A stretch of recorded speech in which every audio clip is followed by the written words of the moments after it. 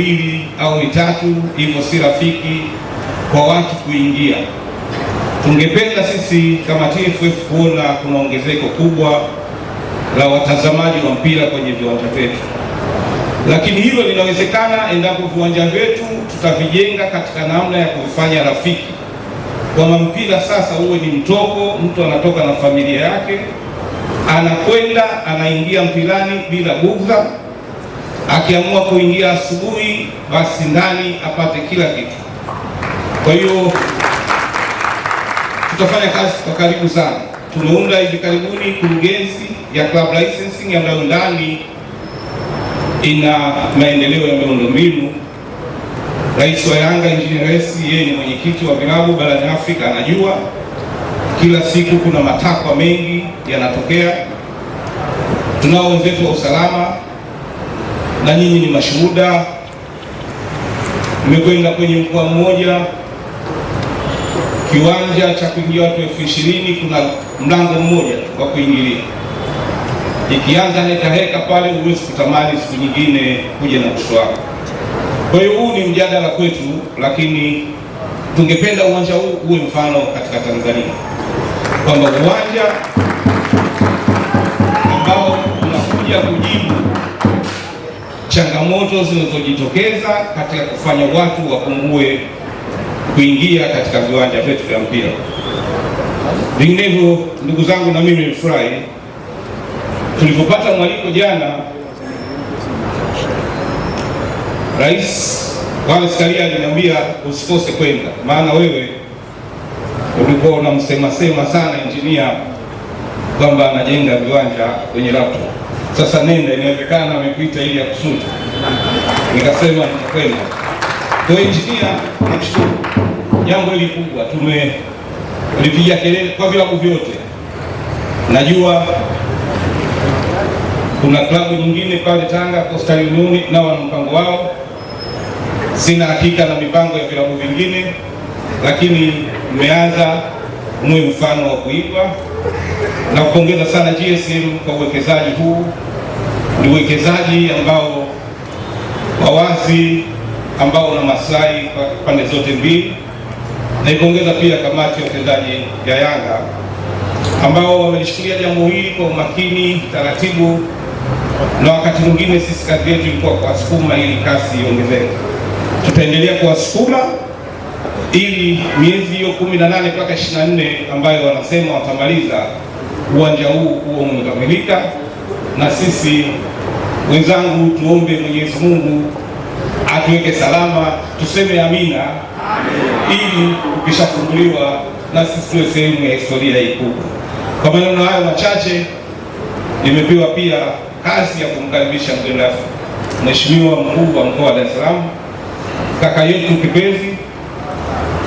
Ndio leo injinia umeniambia kwamba naye ni mwenzenu, basi nikukaribishe uje kuongea na hii hadhira. Karibu sana Mheshimiwa Mkuu.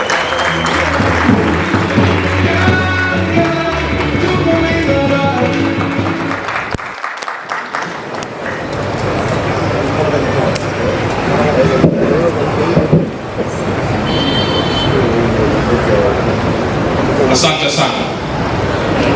Naomba kabla sijazungumza niwaite watu wawili angalau wawasalimie. Mmoja ni mkuu wetu wa wilaya ya Ilala na mwingine anaitwa Saka Mlilo, ZPC wa hapa Dar es Salaam. Naomba Mlilo, Saka, karibu, alafu atafuata mkuu wetu wa wilaya.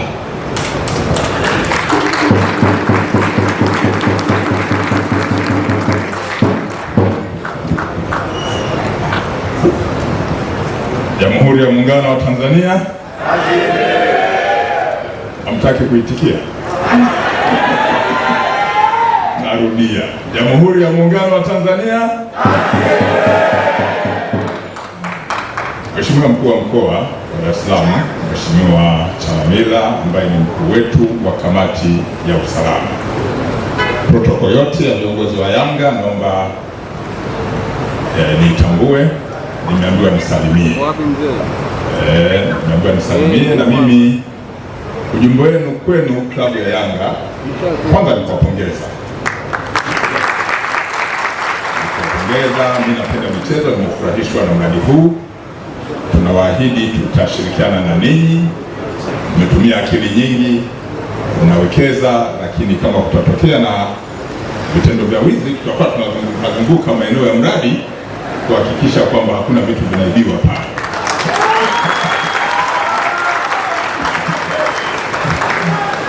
La pili na la mwisho, kwa sababu ni salamu, mmefanya kazi nzuri kwenye michezo.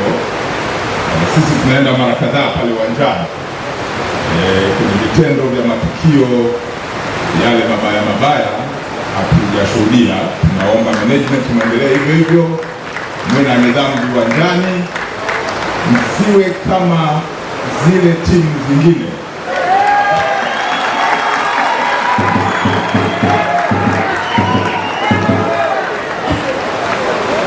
Kuna timu waliwahi kumoa viti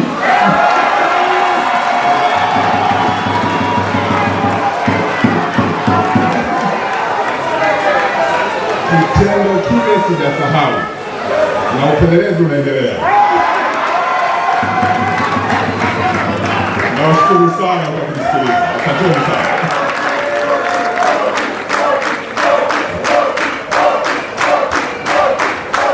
Asante sana. Naomba tena tumsikilize mkuu wa wilaya awasalimie pia Wanailala. Kazi na utu. Mheshimiwa mkuu wetu wa mkoa wa Dar es Salaam, kaka yangu na ndugu yangu Mheshimiwa Albert Chalamila, nipende kutambua uwepo wa rais wa Yanga, lakini pia nipende kutambua uwepo wa rais wa GSM Group na itifaki nzima iliyotambulishwa hapa. Mheshimiwa mkuu wa mkoa, mimi hapa ni nyumbani.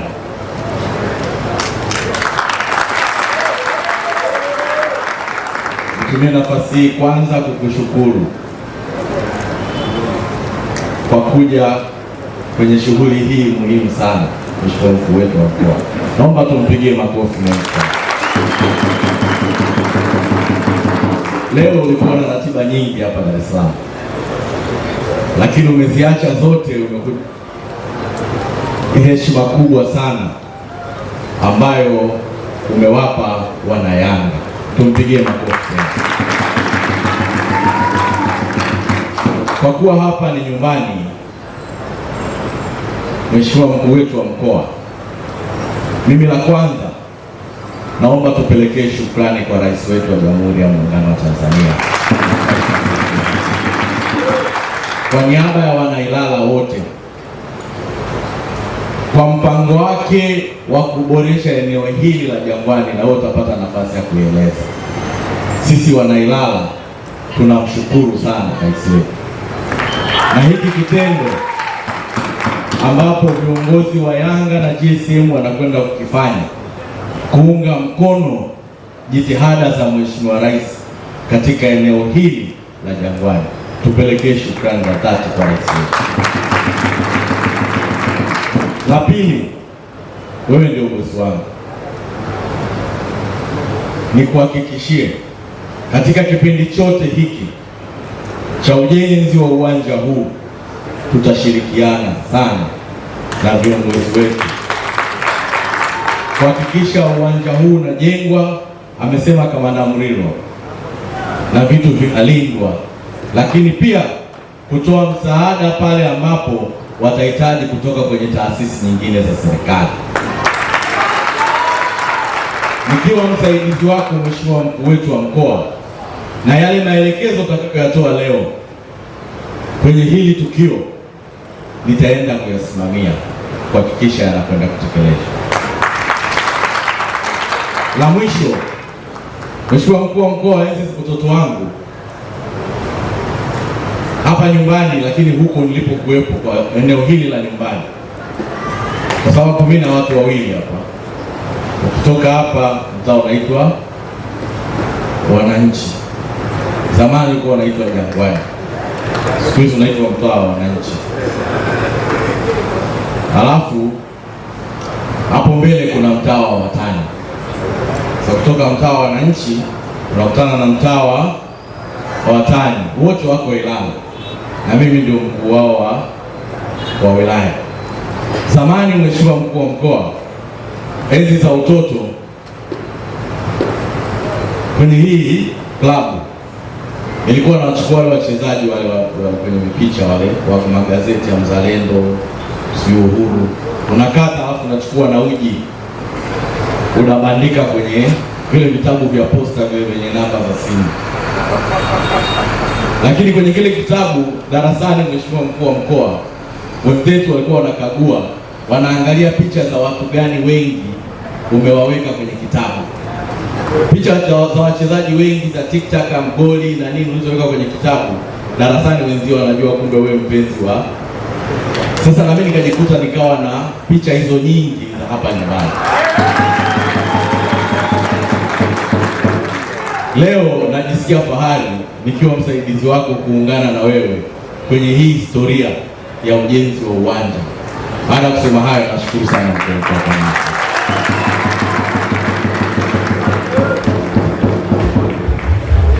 Haya, tumpigie tena makofi Mheshimiwa Mkuu wa Wilaya. Basi nitumie nafasi hii kumshukuru sana Rais wa Young Africans ndugu yangu Engineer Hersi, kwanza kwa kunialika kuja kushuhudia tukio hili kubwa na la kihistoria. Naomba tumpigie makofi sana. Lakini shukuru sana pia Rais wa GSM Group ambaye yuko hapa leo, ndugu yangu Gari, kwa sababu naye amekuwa na mchango mkubwa ambao nitauelezea hivi punde muda sio mrefu. Kwa hiyo nakushukuru sana. Lakini pia nishukuru sana uongozi wa TFF, na leo tunaye makamu wa rais wa TFF kwa maelezo yake pia ambayo ameyazungumza hapa kwa kumwakilisha rais wa TFF. Tunakushukuru sana kwa sababu zako. Lakini nishukuru sana pia kamati tendaji, kaka yangu Munir, pamoja na wote ambao mmehudhuria hapa. Nimshukuru sana pia uongozi wote wa GSM Group, ndugu yangu, kaka yangu Yasiri, dada yangu Aisha, ndugu yangu Waziri, pamoja na dada yangu, jina linakuwa gumu kidogo lakini ningeweza kulitamka. Lakini washukuru sana pia viongozi wote, dada yangu kutoka NEMKI, Dr. Lakini nimeambiwa pia mambo yote haya pia yanaruka mbashara. Nimshukuru sana pia kaka yangu Kahemele pamoja na uongozi wote wa Azam kwa kazi nzuri sana ambayo. Lakini pamoja na wote ambao mmehudhuria hapa kuja kushuhudia tukio hili ambalo ni kubwa mno. Kama ambavyo ndugu yangu Engineer Hersi alizungumza, mimi mpaka nafika hapa, niwe mkweli, sijui huwa nashangilia klabu gani mpaka nafika hapa. Lakini labda nieleze kisa kidogo kwa muda mfupi. Leo asubuhi wakati natoka nyumbani, nimemwaga mke wangu kwamba nakuja hapa kushuhudia tukio kubwa sana hili la utiaji wa saini kwa ajili ya kuanza kujenga uwanja utakaomilikiwa kama ambavyo historia ya rais wa Young Africans alivyoizungumza. Mke wangu alikuwa anaondoka kwenda kazini, lakini kakuta amenuna sana. Sasa katika kusemeshana akajibu tu, na mchana usinipigie simu mama kuniambia niandae chakula. Nikamwambia kule nako kwenda wameandaa na chakula. Kwa hilo sio tatizo. Kwa hiyo wakati tunakuja njiani, ule mzozo tuliokuwa nao kwa muda mfupi ikanifanya nianze kujua kwamba inawezekana amejua kuwa mimi pia ni wa nyumbani. Sasa na mimi kwa hasira sasa ile kuonyesha kwamba liwalo na liwe bwana. Na mimi nikasema basi liwalo na liwe, na mimi niko huko.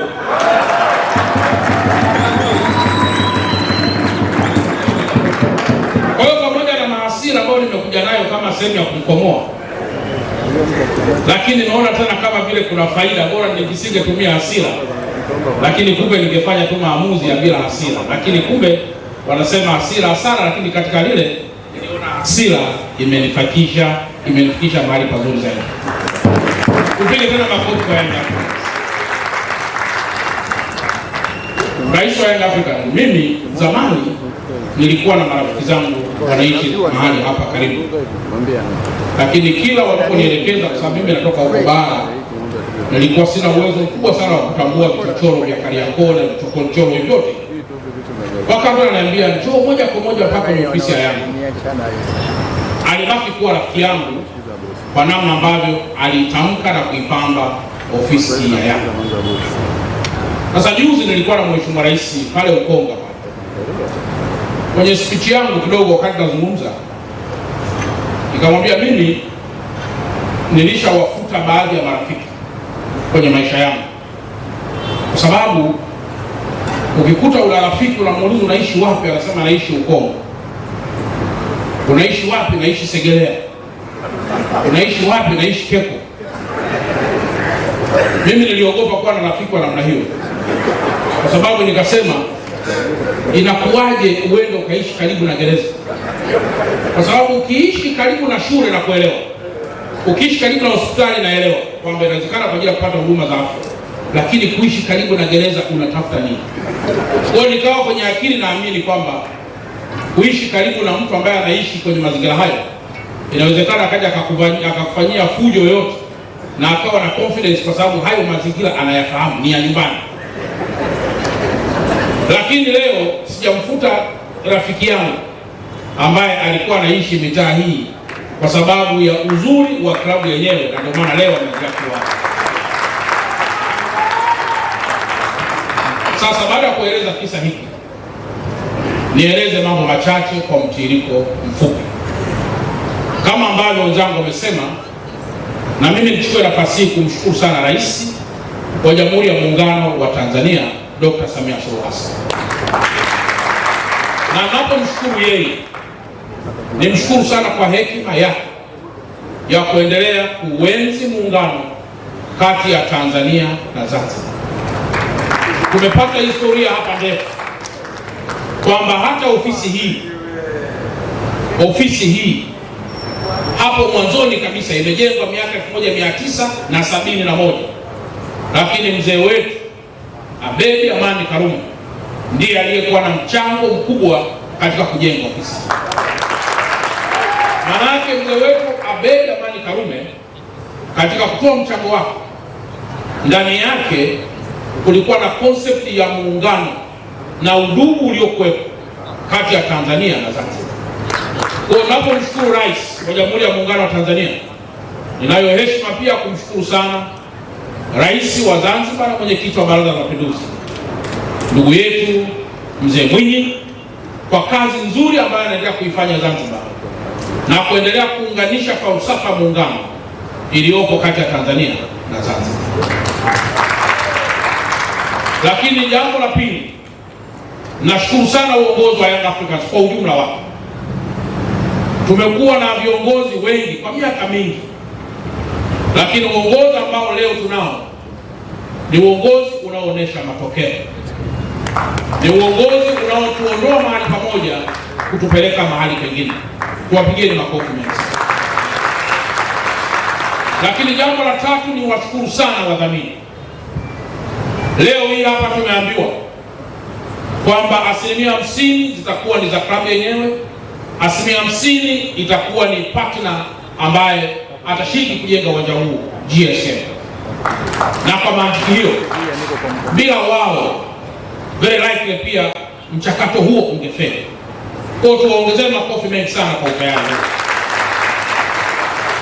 Mkirudisha nyuma ya klabu hii ya kwetu, mtakumbuka kwamba zamani wachezaji wetu walikuwa wanakosa hata mishahara, morali ya kazi haikuwepo.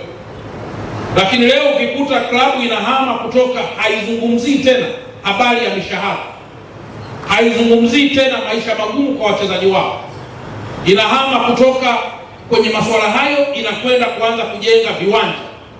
Mjue hiyo ni hatua kubwa sana katika ulinganishaji wa tulikotoka na tuliko sasa. Kwa hiyo hongereni sana na tuongeze tena makofi mengi. Lakini salamu zangu za nne ni mshukuru sana uongozi wote wa TFF. Uongozi wa TFF ndio baba ndio mama wa michezo hapa nchini. Wameonyesha uongozi mkubwa, uongozi wenye ushupavu, uongozi ambao una mlengo wa kukuza michezo hapa nchini. Tupelekee salamu kwa rais wetu wa TFF kwa kazi nzuri pia ambayo anaendelea kuifanya ya kusimamia clubs zote za michezo hapa Tanzania. Kuna wao pia tuwapigie makofi mengi sana.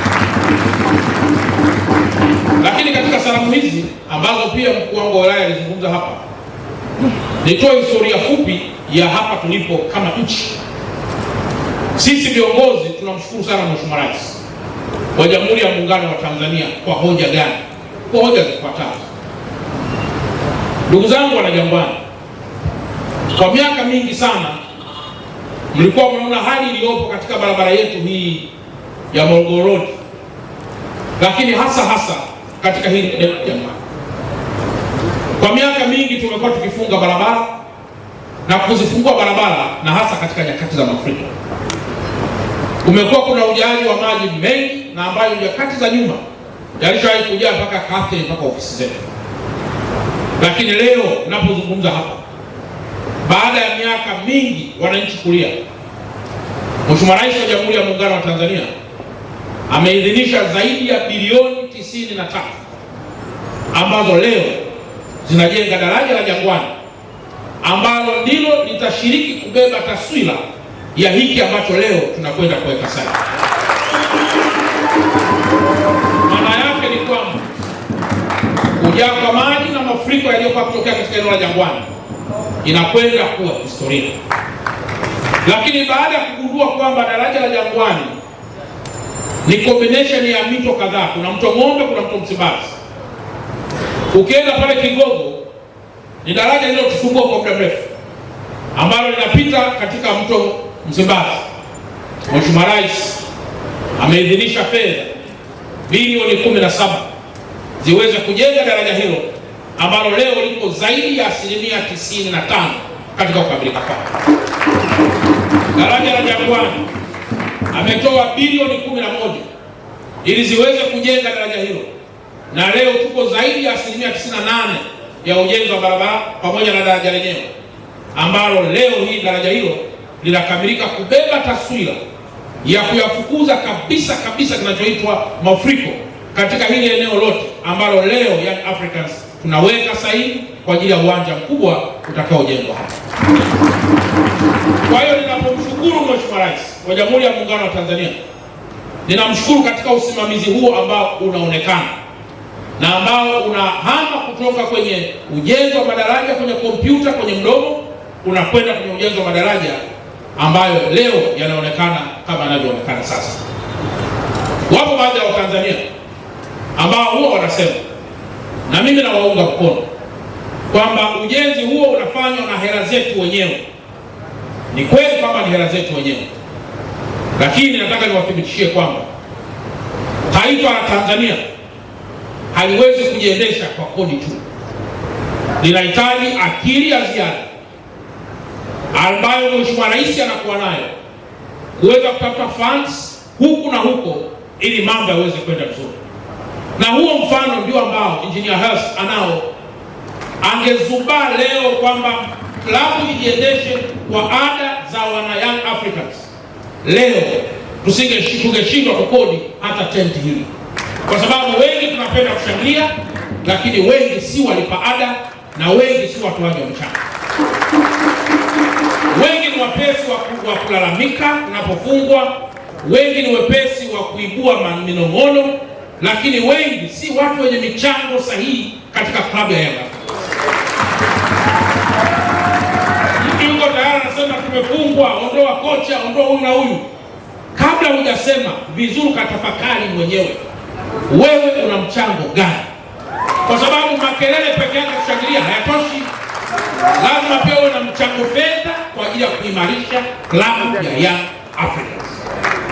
Kwa hiyo ndugu zangu mlioko hapa, niwaombe kwamba leo, dunia leo ya mipira haiwezi kuendeshwa kwa midomo peke yake. Lazima klabu iwe nzuri kiuchumi ili wachezaji wawe na morali, na hatuwezi kutegemea wafadhili muda wote. Lazima na wao waone kwamba na sisi kama wadau tunacho chochote tunachoweza kuendelea kuchangia na wenzetu pia kuweza kuchangia. Kwa hiyo nimeona nitoe message hiyo kwamba katika nchi wapo watu ambao wanaweza kulalamika na jambo. Siku moja niwahi kusema kwamba Mheshimiwa Rais angeamka asubuhi akasema watu wanaosema hizo ni kodi zetu wenyewe, tukasema basi na hapa tulipo kila mmoja arudishiwe hela, kila mmoja arudishiwe hela aliyoitoa katika kodi. Ninao hakika watakaorudishiwa ni wachache. Ninao hakika watakaorudishiwa watakuwa wachache. Kwa hiyo ndugu zangu, wana Young Africans, ushindani uliopo leo ni ushindani mkubwa, wala msije mkaombea klabu ya Simba ishuke na ife, kwa sababu ikifa itapoteza ubora wa Young Africans. Wala Simba msije mkaombea Young Africans ishuke na ife, kwa sababu itakapokufa itapoteza ubora wa klabu nyingine. Huu ushindani uliopo sasa hauimarishwi kwa maneno matupu, unaimarishwa kwa mipango, na mipango hiyo inaanzia pale kwenye uongozi, inapasiwa pale kwa wafadhili, inakwenda kwa wadau wengine. Kwa hiyo nimeona nitoe hiyo message ndugu zangu, na kwamba sasa ni muda wa kujizatiti ili klabu zetu zisiende nyuma bali ziweze kusonga mbele. Young Africans oye! Sasa leo tunasaini mkataba huu mkubwa sana katika kujenga uwanja. Hebu angalieni, tangu klabu ya Young Africans ilipoanza leo mwaka 2026 tunakuja kusaini mkataba wa kujenga uwanja kwa accommodate watu 20,000. Maana yake ni kwamba kama kusingalikuwa na mipango, ingelikuwa mipango ipo kwenye midomo, kwenye kompyuta na vitu sio real, uwanja huu leo ungebaki na ukua historia. Lakini historia tunayozungumzia sasa ni ya kuonesha matendo. Sasa tunahama kutoka kwenye maneno mengi tunakwenda kwenye maneno machache sana, alafu tunakwenda kwenye vitendo vingi sana. Na hiyo ndio sifa ya GSM. Hiyo ndio sifa nani? GSM. Naona hapa tunazungumza maneno mengi, na mimi leo nimeanza amenipa somo kidogo. Nikiona mtu anaongea sana, najua huyu ana hela. Nikiona mtu anaongea kidogo, najua huyu ana hela. Kwa hiyo nipo tayari sasa kwa ajili ya kushuhudia utaji wa sahihi, kwa sababu na mimi sina maneno mengi sana, ila pia sina hela nyingi sana, ila natamani sio na maneno mengi sana. Asanteni sana kwa kusikiliza. Tusimame na tuongeze makofi kwa mkuu wa mkoa wa Dar es Salaam Kakamega.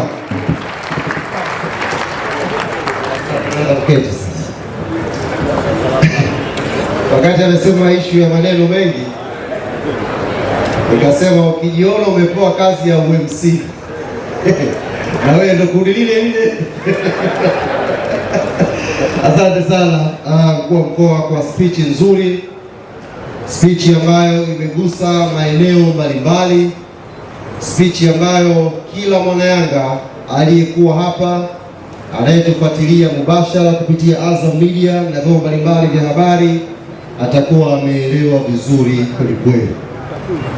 Tumpongeze pia kwa usia ambao umetupa kwamba hatutakiwi kuiombea dua klabu ya Yanga ife, klabu ya Simba ife ili Yanga iendelee kuwa imara.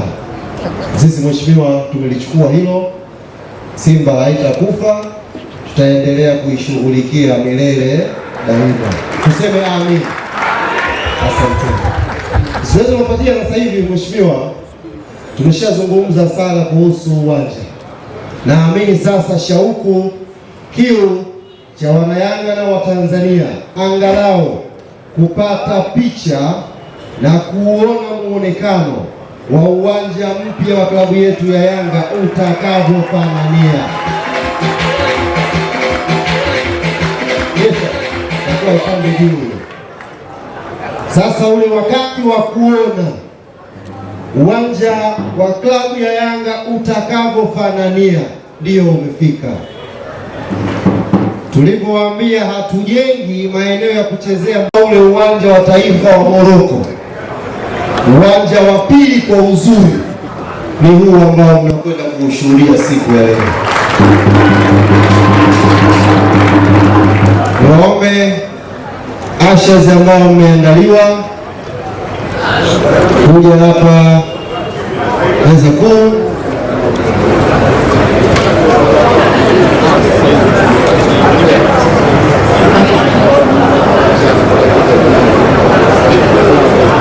Niwaandaliwa pia kuja na mkasi ule.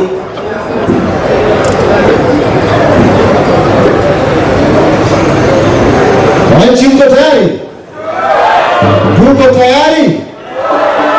Shangwe bado hazitoshi. Tuko tayari? Asante sana. Dr. hiyo ni kuombe mheshimiwa mgeni rasmi, rais wa klabu ya Yanga, makamu wa rais kutoka TFF, bosi wetu Ghalib Said Mohamed, tusogee hapa mbele. Ndiye sasa mtatuongozea zoezi hili kukata utepe. Viongozi wamtusaidie kutoa hii meza hapa.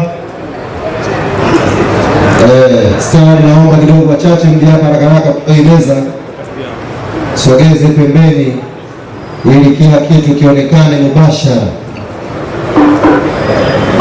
Shika chini, maiki zisianguke. Sogezeni pembeni pale kwenye AC, na mimi nisogee hapa mbele. Na sasa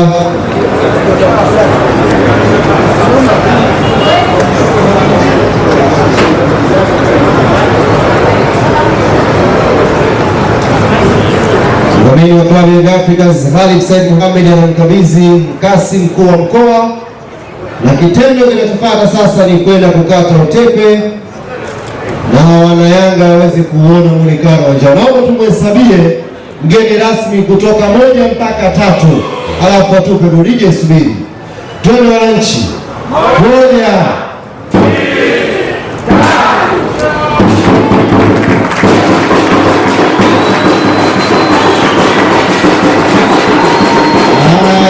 Haya.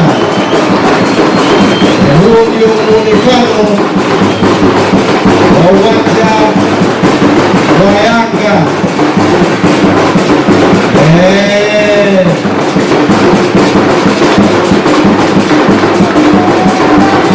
Sijasikia shangwe bado, sijasikia shangwe.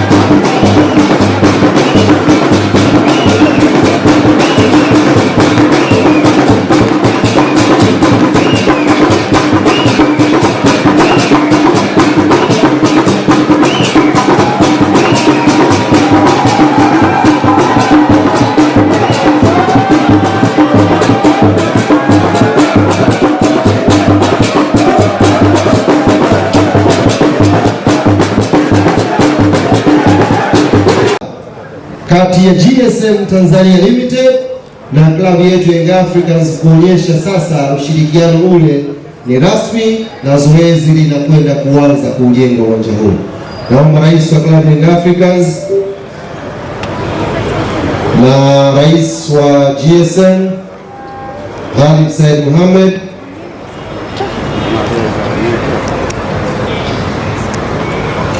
rasmi mkuu wa mkoa pia ameshuhudia hapo, amesogea kwa karibu shuhudia zoezi hili.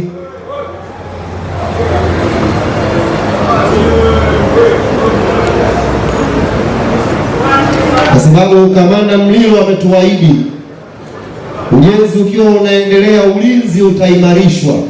Sisi kama Yanga tumefurahi.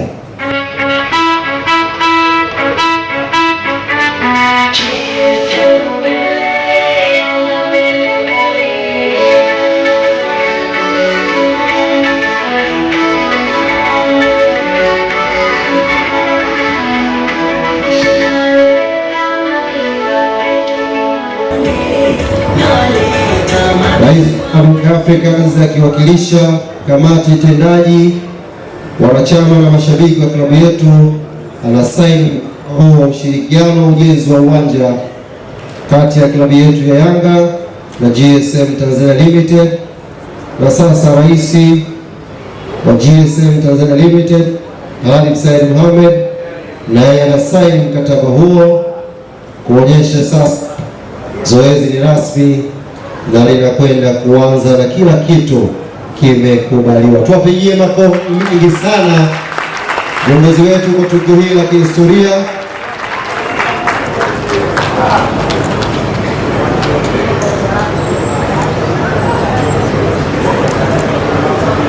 Kihistoria, picha zilizobeba matumaini makubwa kwa wanayanga.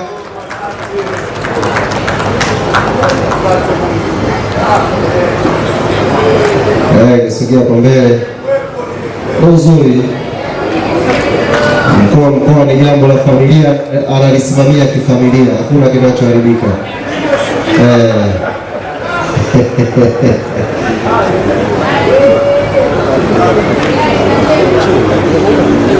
Tuongeze makofi wananchi. Jambo limetimia sasa, siku ya historia ikamilika na klabu yetu ya Yanga iko tayari. Tutoe meza hizo kwa ajili ya picha na mgeni rasmi, alafu tuweze kumruhusu Mheshimiwa mkuu